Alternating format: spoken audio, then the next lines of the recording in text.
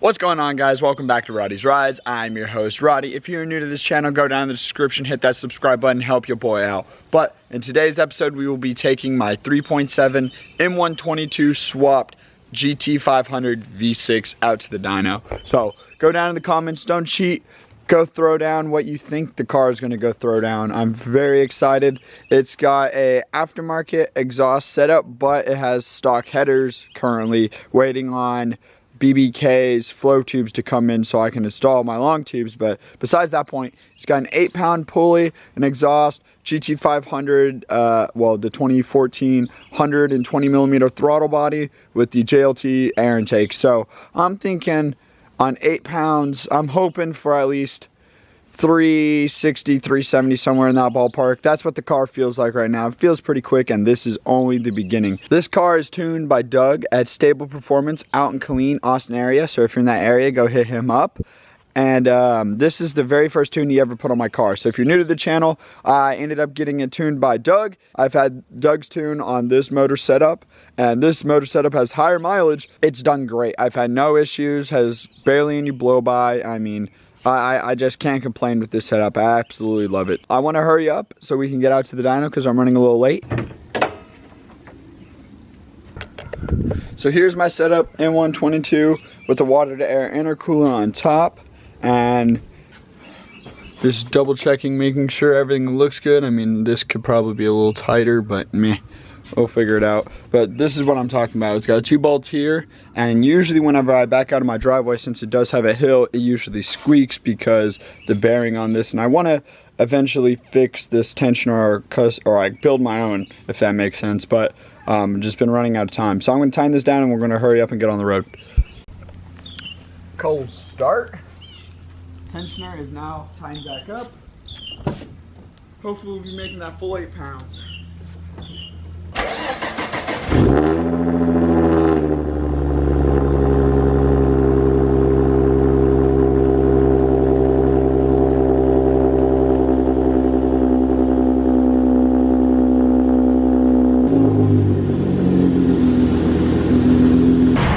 So I'm at the gas station now. I'm throwing in some overpriced gold in there real quick. But I also forgot to mention, so I have BBK long tube ceramic coated headers that I'm about ready to put on the setups. I'm just waiting on the flow tubes, but they're not gonna come till later August, so that sucks. But that's all right. That gives me something to look forward to. But I also have a fuel pump that I will be installing on the setup that also has a flex fuel. So be looking forward to that. I see a couple of cool cars. Here's a 5.0. There's a Termi Kobe over there. There was a Mach 1 and a Lightning here the other day, but I don't know, that thing's probably fast, but I don't know. I like the Lightning the best. All right, so still waiting. They're clearing up the dyno right now. There was a 2020 10R80 10-speed Mustang that I want to say he said it was whippled, and it just made 640 on low boost, so this has just got me pumped. So I've already said this before, but go down in the comments, guess what it's gonna make. Don't skip forward and cheat, that's stupid. But I'm saying 360. Oh, and by the way, it definitely felt faster once I tightened up that tensioner. So I definitely need to make something more permanent than me just keep tightening it up. So yeah, future Brennan, or future Roddy, figure that shit out. So the moment we've all been waiting for, here we go. I don't know where I should record.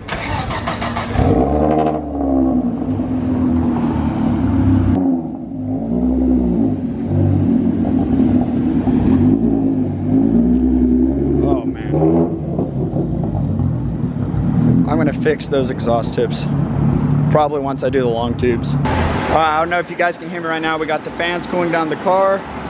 We haven't strapped down the car yet. It looks pretty sweet, but I'm gonna get a little video clip of this. There's one of the guys' his uncle's Cobra, but it's the California Special or whatever, so it's a kit car, but it's the longer one for the taller gentleman.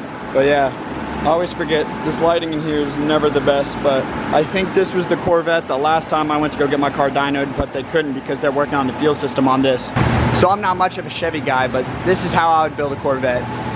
Fully murdered out, blacked out. It's got a Pro Charger on it, the P1X, carbon side skirts, still got a stock exhaust, so this man spent the money on the, whatever it's called. Actually, does it have headers? Nah, stock headers, stock Wow. I mean, this thing will still be quick. I bet it'll make 600 wheel, but full fiberglass, it'll be quick. Badass though.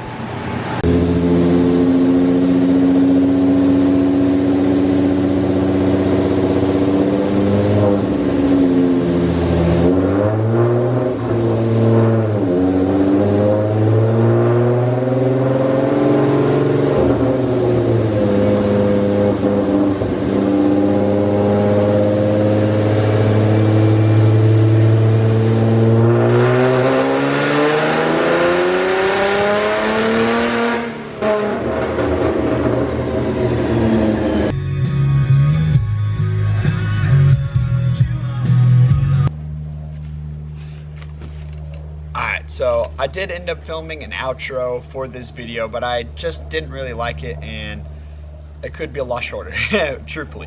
But so, in the dyno, first thing I want you guys to learn from that I went through and experienced is whenever you're going to get your car dyno tuned, whatever it is, always make sure you're there. If the tuner is explaining to you why he's doing what he's doing and all this, first of all, it's going to make you feel a lot safer about your car, and you'll also maybe learn something new about it, right? But the main thing is don't let him just take it and run wild with it, because that's how potentially you could either lose your setup, something could go wrong, yada yada yada, right? So he started off my car. I wasn't given like a heads up or warning or anything, which I mean, that's cool. He has a job. The world doesn't revolve around me, so I was fine with that, right? But it was like a heads up would have been cool. So I set up the camera. We did a stab, and then it rolled on for about 3 seconds, and it went to 4,500 RPMs. And then he let off. So I was a little concerned, so I'll jump the video up to that. So you'll see me walking up to the car, and he's already pointing up at the dyno screen. So we went to go look at the dyno screen and said it was already lean. So I was looking at it, but I didn't really see where it was going lean, and I was really kind of confused. And so while he's explaining this to me, he's already unhooking everything from the dyno, and I paid $150 for 2 runs just to get numbers. And so unfortunately I never saw it go lean, and I looked at the chart too, and I mean, you guys can look at the graph. I'll throw it up on screen here. This is my most recent dyno pull. He let off at 4,500 RPMs. I made 290 horsepower and 330 foot-pounds of torque, which you can tell by this graph she was about ready to go to the moon. And with this car, superchargers are supposed to be linear power. This car, I don't want to say a big turboed car is what it feels like, but it goes and builds even more boost at the top end. But I think that's where the efficiency range of this blower is, because it's meant for a V8, right? But either way, so he let off and said it was too lean. He started printing out the dyno sheet and taking everything off before I could even, I don't want to say argue, but negotiate, right? And I mean, I was the only one there. I mean, I'm not gonna create a scene or anything, because if he's made up his mind, he's made up his mind, you know what I mean? So the car was, he was already unhooking the car, getting it completely off the dyno. And if you look at this graph, so perfect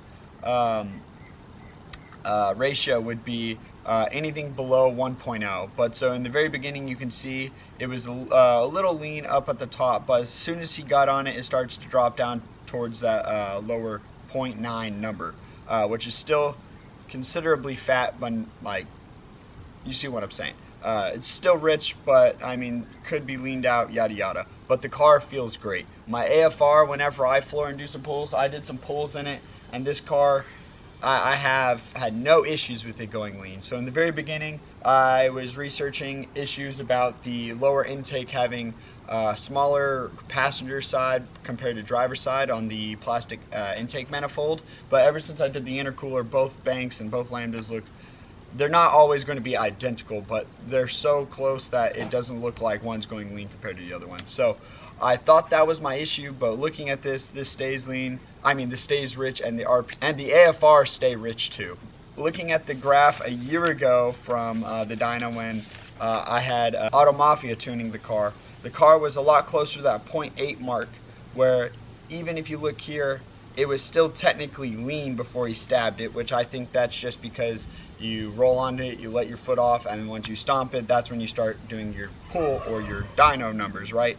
And so you can see it's closer to that 0.8 mark, but it only made 320 horsepower and 300 foot-pounds of torque, but he revved it all the way to 7. But in both of these times, they were above the lambda line, and he said it was lean. So I should have looked at this and made the connection before I went back out there, but of course after this experience I ended up calling my tuner Doug, and he was like, what, like, that's, I don't understand why he did that, who'd you take it to, yada yada yada. And so after talking to him, I was already planning on taking my car out to him to get retuned, because this is just a first revision tune. This could be dialed in a lot more. This was just to get me up and going, right? And now I had the intercooler on, so I could push that even more. And then once I do the long tubes and the fuel pump, this car will be ready to boogie just how it is, right? But I'm gonna reach out, or I've already reached out to Doug, and he was talking about potentially seeing if we could go to AGN, the same place where Chulo got his dyno, or his Honda dynoed, if you went back and watched that video. So we're gonna try to see if we can go there and use his dyno and let Doug finish out his tuning. But I think the main thing was the place that I just took it to, they really wanted to tune my car, and the first time when I asked them, they gave me a price that doesn't fit inside my college budget. So that was the main thing I was fighting. And the other thing is I want a good tune, but I don't want to spend another grand where I did last summer, if that makes sense. So Doug does he did a street tune and all this, and yes, you do dyno tunes to make it safer on the street, but I mean, this car is going to spend its life on the street, and here and there I want to take it to the drag strip, but when the time comes, it'll come. Yeah, we're gonna get this further dynoed in. You guys can see the numbers. Tell me what you think. And I was really hoping to get some numbers before I did the long tubes and all that, so we can compare it. But I guess we can compare torque at 4,000 RPMs. So I guess that would be cool. But yeah, do your research whenever you're going in. Have a better idea, and I guess try to be more aware of what's going on around you, because I really do think I got robbed of $200 and a good 4 or 5 hours of my day. So that kind of sucks, but go down, help support me. Everyone in the car community has their lows, so please subscribe if you haven't already subscribed. Leave a thumbs up, and we will get numbers for this car eventually, some good numbers and some solid numbers. But I think this is going to conclude the video. So Roddy's Rides, out of here.